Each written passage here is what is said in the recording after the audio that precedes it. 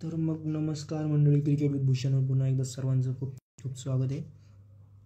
आज भारताचा ODI squad समजला नाही का, जो सांगण्यात आला BCCI कडनं वगैरे. तर ओडीआय स्क्वॉडमध्ये बऱ्याच काही चेंजेस म्हणू शकतो. कोणी इंजुरीमुळे नाही वगैरे अशा गोष्टी. कोणाची वापसी कोणाची सर्वांनाच माहिती आहे. द गायकवाड, द महाराष्ट्राचा वाघ, सगळ्यांना दस लावून देतो मी. The prince. क्रिकेट गलीने फायनली एक मस्त पोस्ट केली, the prince returns. Ruturaj Gaikwad is back in Indian colours. खरंच भाऊने खूप गोष्टी केल्यात की ज्यामुळे त्याला रिटर्न होणं गरजेचं होतं. त्यांनी कमबॅक वगैरे जबरदस्त एकदम सगळ्याच ह्याच्यात केलेला होता, म्हणून तो डिझर्व करत होता चान्स. असं नाही की अजून बाकीचे बसलेले प्लेयर डिझर्व नाही करत, पण मग त्याची गोष्ट काही निराळीच होती.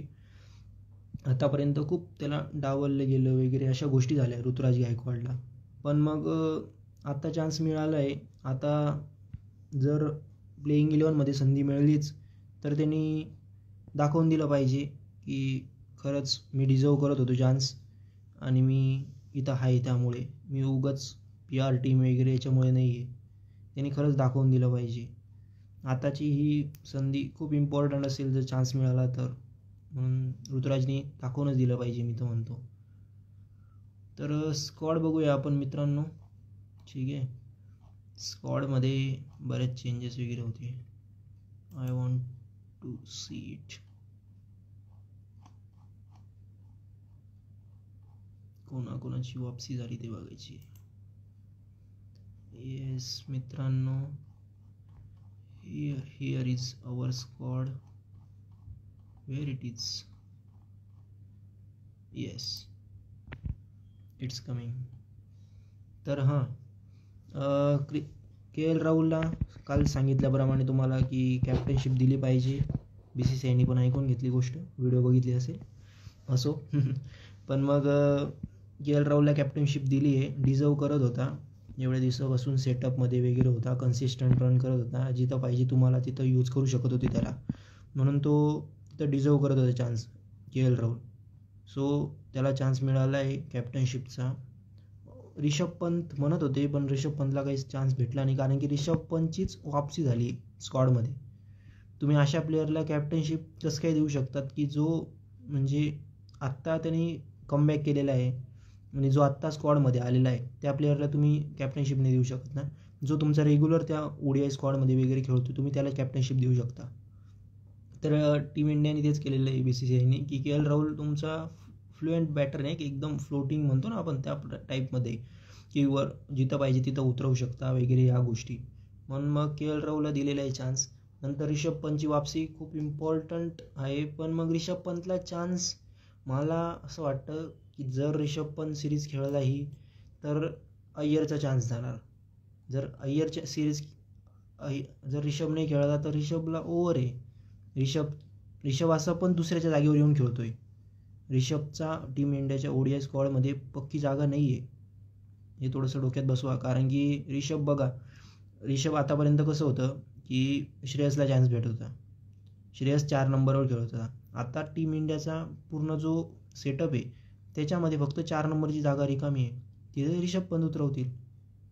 यांनी 2 कंटेंडर आणले तसे, रिषभ पंत आणि एक आणला आहे, कुठे गेला टिळक वर्मा.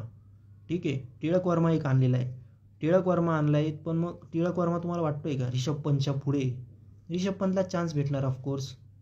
हा जरी टीम इंडिया याचा कॅप्टन होता, पण मग तरी रिषभ पंतला चान्स आहे तिथं. ऋतुराज गायकवाड ॲट नंबर 4 नाही रे. ऋतुराज गायकवाड ॲट नंबर 4 नाही येऊ शकत, मला नाही वाटत. ऋतुराज गायकवाड नंबर 4वर नाही. तर रिषभ पंतचं तेच, जर 4 नंबरला चान्स भेटला तर खेळून जावं, पण तो खेळून गेला का मग अय्यर ज्यावेळी वेळेस येईल तेव्हा अय्यरला अवघड होऊन जाणार आहे की टीममध्ये चान्सेस कसे वगैरे मिळवायचे वगैरे या गोष्टी. ठीक आहे. नंतर ऋतुराज गायकवाड वेल डिझर्व चान्स होता, एकदम म्हणजे डिझर्व करणारा प्लेअर होता की जरा चान्स पाहिजेच. पण इथं चान्स मिळून आता इथं चान्स भेटला आहे, तो चान्स टीम इंडियाच्या प्लेइंग 11मध्ये कधी भेटणार हे खूप इम्पॉर्टंट आहे. कारण की आतापर्यंत यांच्या बॅकअपच्या लिस्टमध्ये कोण होता? यशस्वी जयस्वाल होता ओपनरला. आता सडनली तुमचा एक प्लेअर डोमेस्टिकमध्ये परफॉर्म करून आला वगैरे, बाकी इंडिया ईसाठी परफॉर्म केलं आणि तो प्लेअर तुमचा स्क्वॉडमध्ये आला म्हणजे तुम्ही तो बॅकअप प्लेअरला चान्स देणार नाही, ही अशी गोष्ट झाली थोडीशी. कारण की यशस्वी जयस्वालला मागच्या सिरीजमध्ये बॅकअप ओपनर ठेवलेलं होतं. जर गिल मागच्या सिरीजमध्ये थोडा परफॉर्म नसता केला तर मग जयस्वाल आला असता, पण गिल कॅप्टन होता म्हणून गिल निघू शकत नव्हता, असा विषय होता. मग आता सडनली इथं गिल नाही आहे, तर गिल नाही म्हणजे मग सगळेजण म्हणतात की ऋतुराज गायकवाडला चान्स दिला पाहिजे. गायकवाडला चान्स दिलाच पाहिजे, मी तर म्हणतो गायकवाडलाच चान्स द्या, ठीक आहे. पण मग जयस्वालने काय चुकी केलेली? जयस्वाल टीम इंडियाला एक लेफ्टी म्हणून चान्स देतो नाही का. लेफ्टी म्हणून एक ऑप्शन आहे की मी स्टार्टिंगला येऊन ॲग्रेसिव्ह खेळू शकतो मी रोहितसोबत अँकरिंग पण करू शकतो, रोहितसोबत मी पाहिजे तसा खेळू शकतो, मी टीम इंडियाला हवा तसा त्यानुसार. सो तेच जयस्वालची काही चुकी नाही तिथं. गायकवाडला संधी मिळाली आहे पण टीम इंडियात भेटली तर गुड आहे, खेळलाच पाहिजे गायकवाड, ठीक आहे. मग तुम्ही असं पण करू शकतात का की किंगची जागा नाही बदलणार नाही का, ठीक आहे. असो, ऋतुराज गायकवाड आलेला आहे, चान्स पाहिजे त्याला, फक्त खेळला पाहिजे. रोहित शर्मा मागच्या लास्ट मॅचमध्ये सेंचुरी मारून आलेला आहे रोहित शर्मा. नंतर वॉशिंग्टन सुंदरवर जरा जास्तच नाही का असं हे करून दिलेलं आहे की सुंदर आला म्हणजे सुंदरवर अशी जबाबदारी देऊन दिली ना, एक बर्डन देऊन दिलेलं एक प्रकारे सुंदरवर अश्विनचं. म्हणजे अश्विन जसा परफॉर्म करायचा तुला तसंच परफॉर्म करावं लागेल, ही गोष्ट सुंदरवर येते काहीतरी, मला असं वाटते. कारण की सुंदरवर असं म्हणजे नाही का पूर्ण नजर सुंदरवर राहतात, सुंदर येईल, बॉल फिरवेल, सुंदर विकेट घेईल. सुंदरला एक प्रॉपर ऑलराऊंडर समजत आहेत, सुंदरने परफॉर्म केलं पाहिजे. नंतर प्रसिद्ध कृष्णा, हा सेटअप विराट कोहलीचा असो, कॅप्टनशिपचा रोहित शर्माचा असो, शुभमन गिलचा असो, आता KL राहुलचा असो, तिथं प्रसिद्ध कृष्णा कन्फर्म असतोच. यशस्वी जयस्वाल, मला फर्स्ट मॅचमध्ये ओपनिंग करताना रोहित शर्मासोबत यशस्वी जयस्वाल दिसतोय. माझं तर मत आहे रोहित शर्मासोबत गायकवाडच यायला पाहिजे, मी पक्का सांगतो तुम्हाला माझ्या मतानुसार. मला गायकवाडबद्दल काहीच म्हणणं नाही, रोहितसोबत गायकवाड एकदम okay.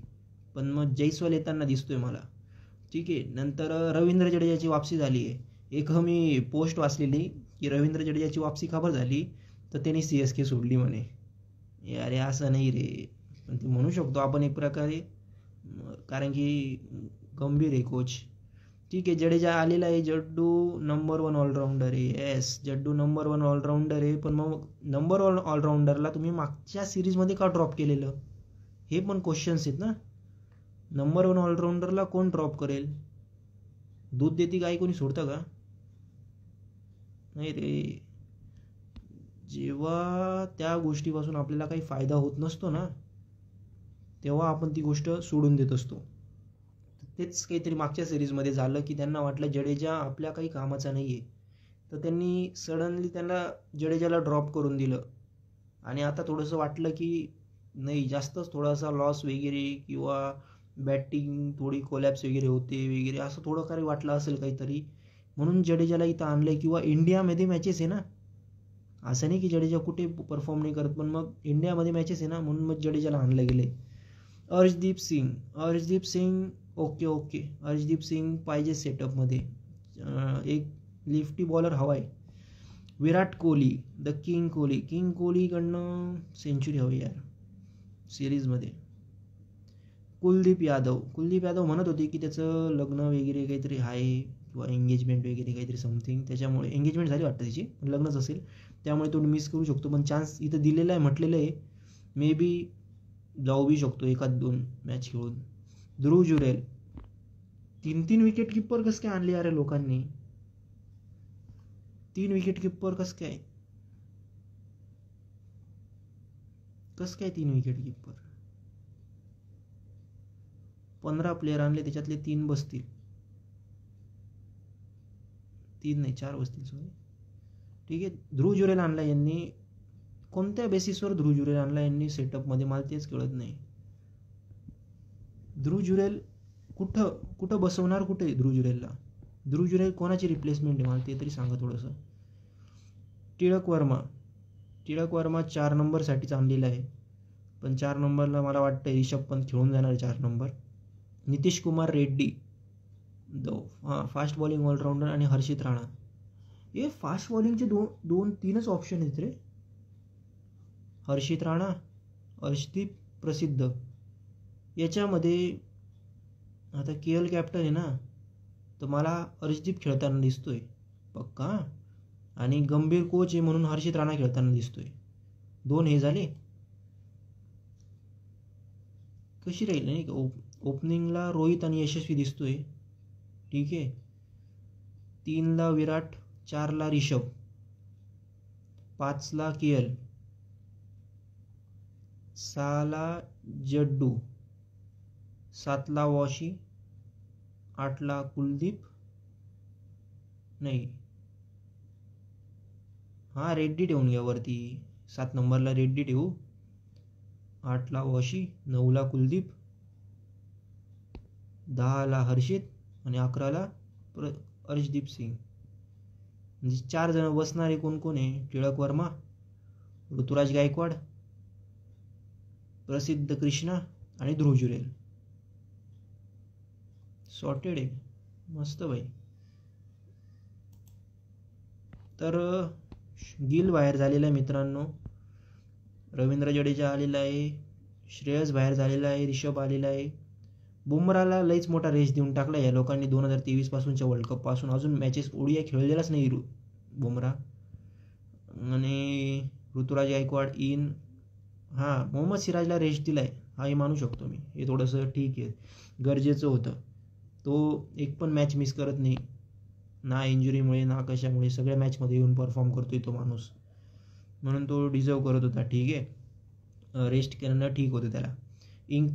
Tilak Verma included. Tilak Verma okay. पण मी म्हणतो आता तुम्ही इथं ना स्क्वॉड बघा. स्क्वॉडमध्ये नितीश कुमार रेड्डी आणलाय, ठीक आहे, आणि जुरेल आणलाय. नितीश कुमार रेड्डी ठीक आहे, पण जुरेलच्या ऐवजी तुम्हाला वाटत नव्हतं की इथं हार्दिक पांड्या पाहिजे होता? हार्दिक पांड्या गरजेचा होता ना. हार्दिक पांड्या ह्या स्क्वॉडमध्ये इम्पॉर्टंट आहे ना. का हार्दिक पांड्या नाही आहे? हार्दिक पांड्या काय फक्त तुम्ही T20साठी आणून ठेवलाय? नाही, ऐसा नाही चलेगा. थोडं लेट का होईना संधी मिळाली ऋतुराज गायकवाडला. लास्ट मॅच बघा, ऋतुराज गायकवाड 19 डिसेंबर 2023, म्हणजे वर्ल्ड कप नंतरच तेव्हा खेळलेला होता. काहीतरी साऊथ आफ्रिका सिरीज असेल ती मे बी, तिथं आसपास काहीतरी खेळलेला आहे. आणि त्याच्यानंतर डायरेक्ट आता 23 नोव्हेंबर 2025, तब्बल 2 वर्षांनी ODI रिटर्न झालेलं आहे.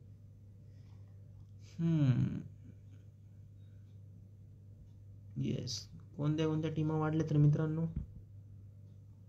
अफगाणिस्तान, ऑस्ट्रेलिया किंवा न्यूझीलंड, यांचा मला हेच समजत नाही. Australia, New Zealand, Bangladesh, Canada. इथं बघू आपण, इथं कोणती ॲड झालेली एक स्पेशल. ओके, नेपाळ झालेली मित्रांनो, नेदरलँड पण आहे. ही कोणती होती? ओमान होती का? ओमान तर ही वाटतं. ओमान हा आहे. गोबरस्तानची टीम आहे, पाकिस्तान सॉरी. नंतर पाकिस्तान, साऊथ आफ्रिका, श्रीलंका, ही नामिबिया होती वाटतं. इथं USA आलेली, वेस्ट इंडिज आलेली, वेस्ट इंडिज आणि झिम्बाब्वे आलेली मित्रांनो. Zimbabwe. Where is Sai Sudarshan? Y Sai Sudarshan? सगळ्या ठिकाणी चान्स देणं गरजेचं आहे.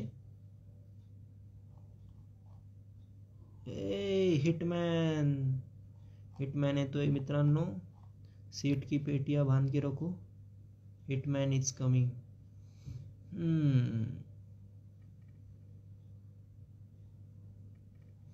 ड्युरिंग फर्स्ट ॲशेस, पहिल्या टेस्टमध्ये पूर्ण 4 इनिंग खेळून सुद्धा 673 रन झाले first ॲशेसमध्ये.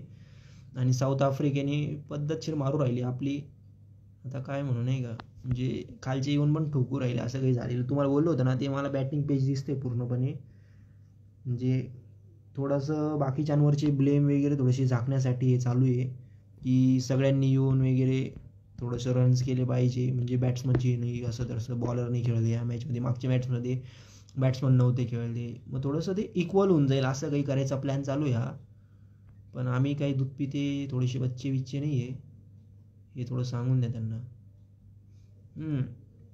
Player of the series, one day series against South Africa returns. Okay, जिकडं तिकडं गायकवाड दिसतोय. 9th fielder on the boundary line to protect boundary in Siraj over, still Marco Jansen smash the ball all the way for fours. Jansen at its picks. Jansen कुठे पण मारत होता रे, Johnson मारत होता म्हणजे आपली पूर्ण ठेचली गेलेली होती असं म्हणू शकतात तुम्ही. जॉन्सन बघा ना, फील्ड सेटअप बघा. तरी सुद्धा चौके वगैरे जात होते. आता पुअर कॅप्टनशिप पण म्हणू शकत नाही इथं मी. पहिलीच मॅच होती कॅप्टनशिपची, कोणाला ब्लेम करायचं बाई इथं.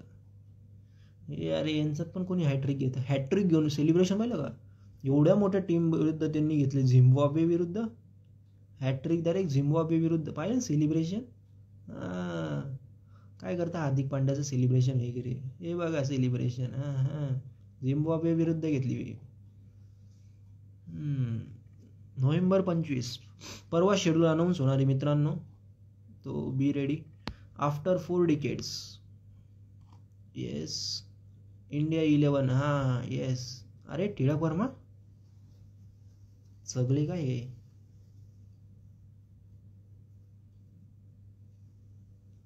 सगळे बरं मित्रांनो, हे थोडेसे सगळे.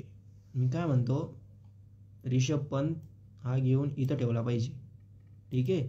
टिळक वर्मा नाही पाहिजे मला या ठिकाणी पाहिजे नितीश कुमार रेड्डी, ठीक आहे. नितीश पाहिजे, जडेजा, सुंदर, कुलदीप, हे बाकी खालचे ओके माझ्यासाठी. मला फक्त इथं नितीश कुमार रेड्डी पाहिजे, हा रिषभ इथं 4 वर पाहिजे, बस. सॉर्टेड आहे टीम माझी. कॅप्टन SMAT, ओ गुजराताने हे पाहिलं. टीममध्ये बी कॅप्टन्स आहे. ODI series player of the match also got drop home south Africa ODI series in 2025. भाऊ अवघड तिकडं गाजलेत सध्या. गायकवाड सरांची PR टीम जबरदस्त काम करतेत.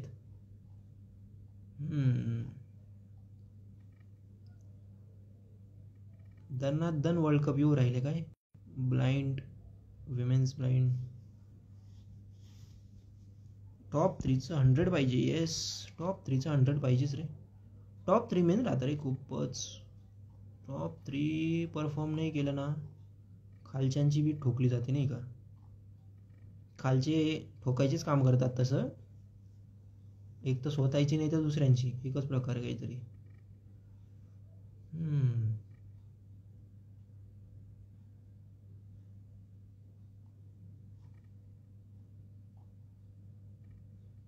मागच्या वेळी जेव्हा समोरच्या टीमने जेव्हा 450च्या आसपास रन केलेली, त्यावेळेस स्कोअर कार्ड काही असा होता बरं मित्रांनो. बरं म्हणजे यावेळेस पण ठोकलेली, आता बघू.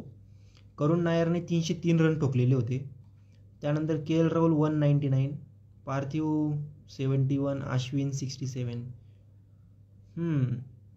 ती वेगळी होती, इथं अवघड होतं नाही का. म्हणजे त्या ठिकाणी करुण नायरने वगैरे पण रन्स केलेले होते, कन्सिस्टंट होता.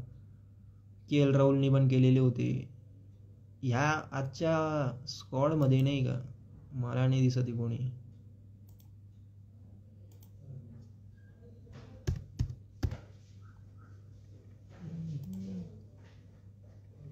कोण रन करणार आहे ह्या स्क्वॉडमध्ये, रन कोण करणार आहे. जयस्वाल आणि KL खेळत आहेत. इनिंग्स दिवस संपावर होता आजचा, म्हणून मग थोडेसे स्लो होते दोघं जण. तर KL आणि जयस्वाल खेळत आहेत दोघ, आणि साई सुदर्शन येणार आहे. जुरेल आहे, रिषभ आहे, जडेजा आहे, नितीश आहे. कमीत कमी 3 सेंचुरी पाहिजे आपल्याला, त्या बी मोठ्या. आणि 3रा दिवस उद्या चालू होईल मित्रांनो. तिसरा दिवस चालू होणार आहे, म्हणजे जवळजवळ म्हणजे इनिंग्स संपावर होते नाही का, म्हणजे अर्धी मॅच संपेल. तर तुम्ही अर्ध्या मॅचमध्ये तुमचे 1-2 इनिंग्स पण पूर्ण होत नाही आहे. तर उद्याची जी इनिंग्स खेळायला स्टार्ट करेल थोडंसं फास्टमध्येच खेळली पाहिजे, थोडं 4-1च्या रन रेटने खेळली पाहिजे. त्यानंतर मग जाऊन ते कुठे ओव्हरटेक झाली पाहिजे नाही का उद्याच्या उद्या. हे जे 490 रनच्या आसपास आहे हे सर्व झाले पाहिजे उद्या. 480 रन उद्या झाले पाहिजे. त्यानंतर मग थोडीशी लीड पुढे सरकली पाहिजे. मग साऊथ आफ्रिका परत बॅटिंगला येईल. मी म्हणतो साऊथ आफ्रिका ड्रॉवर जाऊ शकते ही मॅच, कारण बॅटिंग पिच दिसते मला पूर्णपणे. बॅटिंग नाही म्हणू शकत आपण, पूर्ण फ्लॅट पिच आहे. त्या फ्लॅट पिचमुळे नाही विकेट पडणार आहे. बॉलर्स किती बी ताणून बॉलिंग केली तरी काहीच होणार नाही आहे. म्हणून पूर्ण ड्रॉकडे वळते ही मॅच, इथं नाही होणार आहे काहीच. एकतर साऊथ आफ्रिकेने जी पुढची इनिंग खेळतील, एक तर सगळ्यात पहिले तर इंडियाचं काम काय आहे, इंडियाने यायचं आणि ठोकायचं आहे. उद्या येऊन कमीत कमी इंडियाकडनं ॲटलिस्ट 2 सेंचुरीज तरी पाहिजे कोणाच्या तरी, आणि त्यातली पण 1 सेंचुरी खूप मोठी पाहिजे, ती ऑलमोस्ट 150च्या पुढची 1 सेंचुरी पाहिजे. दुसरी सेंचुरी पण 100-130च्या आसपास पाहिजे काहीतरी चांगली. त्यावर जाऊन आपण, आणि बाकीच्यांचे पण थोडेफार कॉन्ट्रीब्युशन चांगले पाहिजे. नाहीतर थोडे जरी हागले ना तर संपलं मग उद्याचं. उद्याच्या दिवशी समजून जाईल की मॅच कुठे वळते नक्की. जर सेंचुरीज जर नाही आल्या उद्या तर समजून घ्या series we are lost it. Okay guys, चालतंय मग मित्रांनो. अजून अपडेट्स बघूया आपण, कुठे काही स्पेशल काही. येस, मुत्तुस्वामीने शतक मारून गेलेला आहे मित्रांनो. येस, ठीक आहे. हे भिकारिस्तानचे व्हिडिओ का पोस्ट येत आहे, ती विकेट घेतली त्यांनी म्हणून. Siraj most wicket, no win in sight. काय स्टॅट्स दाखवत आहे यार, स्टॅट्सचे पण वांदे नाही का. स्टॅट्स बघून सुद्धा असा अंगावर काटा येतोय. कसं काय एवढे स्टॅट्स बघू शकतो. ही पोस्ट भारी आहे. ही बघा, दिसते वाटतं सर्वांना, मी बी दिसत असेल. रांचीचे दिलेले legends in the mirror are closer than they appear. एक नंबर पोस्ट बनवता भाई. ते टीम बनवणारी टीमच आवड असते.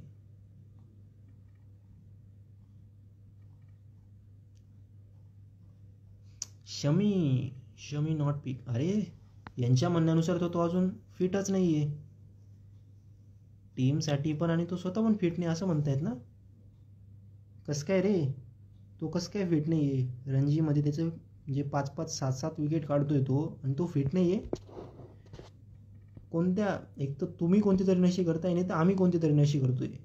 एक आम्हाला क्लिअर करून द्या नाही का, BCCIला एकदा सांगून द्या कोण नशे करताय नक्की, आम्ही की तुम्ही.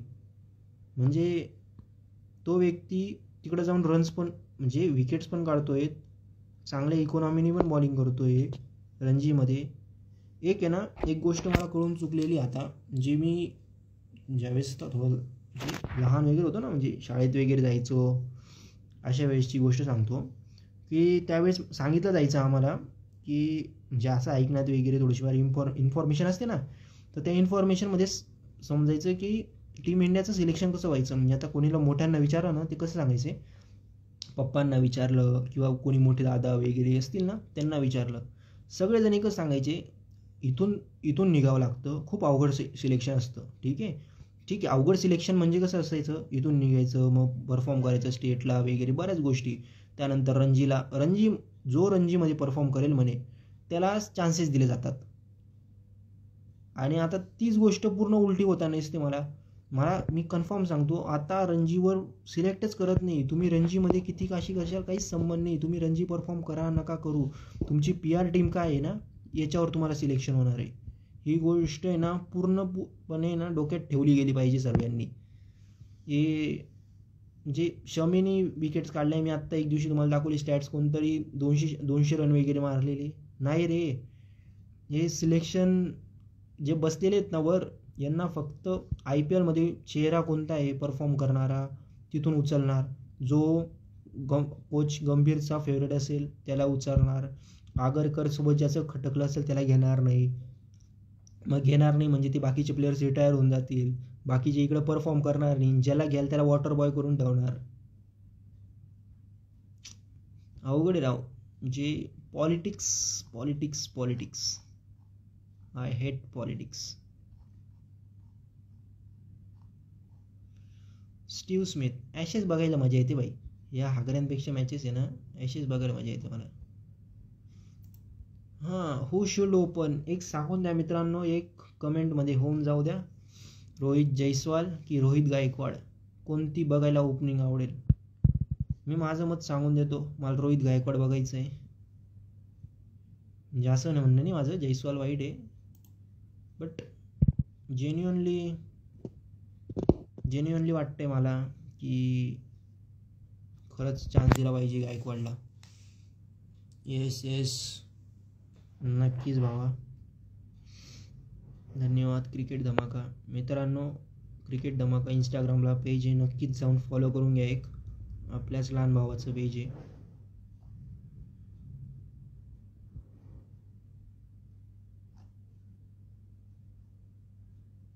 येस, प्रिन्स बॅक आहे मित्रांनो, prince is back. Jaiswal get first chance, formal allrounder picks Rohit Sharma opening partner. Yes, मी पण सांगतोय जयस्वालला चान्स देणार आहे, पण मग असं वाटतं एक मनाला की गायकवाडला दिला पाहिजे chance. How to bat aggressively. Headmaster class बघतायत का मित्रांनो? हेडमास्टरची क्लास बघा जरा. हेडमास्टर शिकवतो कोणाला आहे? बॅसबॉलला सांगतो कोणाला आहे? स्टोक्स, ब्रूक, रूट, पूर्ण इंग्लंड टीमला समजवतोय, बेट्यांनो जर ॲग्रेसिव्ह बॅटिंग करायची असेल तर अशी करा. प्रत्येक प्रॉपर पद्धतशीर मारली नाही का एकदम. हेडनी काय धुतलं होतं यार इंग्लंडला, म्हणजे अजून मी स्वप्न पडत असतील नक्की झालं काय आमच्यासोबत. म्हणजे आत्ता मॅच चालू झाली, आत्तापर्यंत दुसऱ्या दिवशी आम्ही मॅचमध्ये पुढे होतो, सडनली आम्ही मॅच हरून गेलो. दिवस संपेपर्यंत, दिवस चालू होताना आमचे चान्सेस जास्त होते जिंकण्याची, आणि मॅच डायरेक्ट हरून गेलेलो रे. म्हणजे एवढं तर नाही येऊ शकत. खतरनाक मॅच झालेली ती मित्रांनो.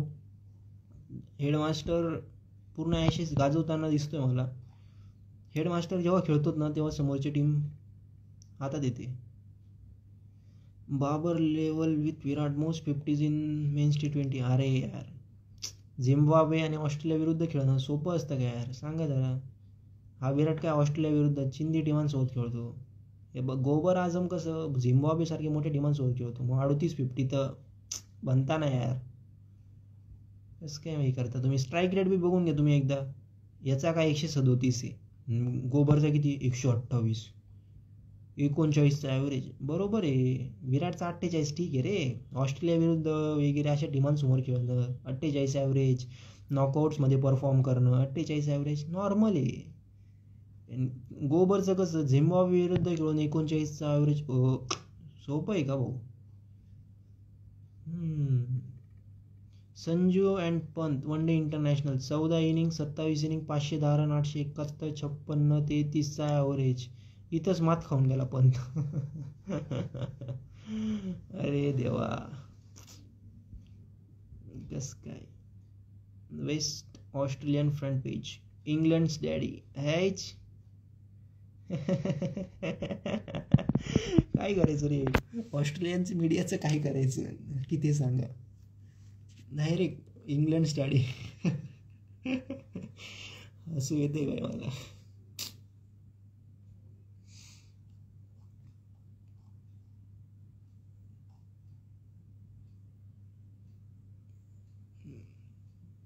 रोहित भाईंनी सवय लावून दिली आहे सेलिब्रेशनची.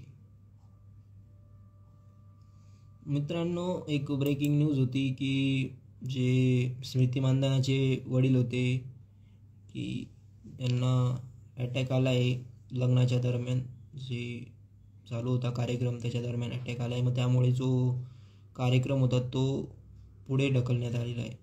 सो आशा करूयात लवकर तिचे वडील बरे होतील. बरीच वाईट घटना आहे ही.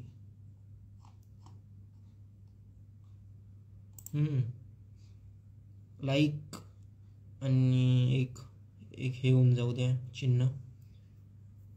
चालतंय मित्रांनो, कमेंटमध्ये मला लास्टला नक्की सांगायचं सर्वांनी की नक्की ऋतुराज गायकवाड की यशस्वी जयस्वाल ओपनिंग कोण करणार आहे तुमच्या मताने. ठीक आहे, मला कमेंटमध्ये नक्कीच पाहिजे गायकवाड की जयस्वाल. चालतंय मित्रांनो, मग चला आजचा निरोप घेऊया आपण या सर्वसोबत.